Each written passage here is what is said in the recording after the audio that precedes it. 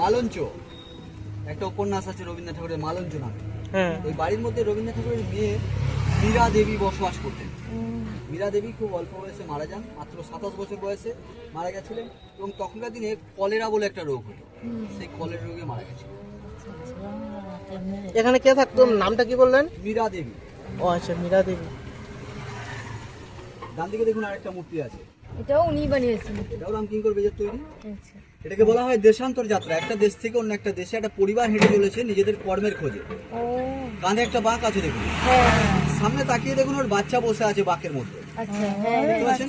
হ্যাঁ পিছনে মালপত্র আছে, হ্যাঁ এপাশে নিচে একটা কুকুর আছে ওই ফ্যামিলিরই, হ্যাঁ ও আচ্ছা নিচে পড়া আছে কুকুরটা। হ্যাঁ। আর ওপাশে ওনার স্ত্রী আছে, স্ত্রীর মাথায় কিছু মালপত্র আছে। আচ্ছা। এটা যাযাবর, এরা এক জায়গা থেকে অন্য এক জায়গায় চললো কাজের সন্ধানে। ও সেটা তৈরি করেছে এটা 1958 সালে। সিমেন্ট বালি পাথর করের মধ্যে মাখিয়ে ওইভাবেই বানানো। আচ্ছা। মানে যে পালিশ করছে না, যে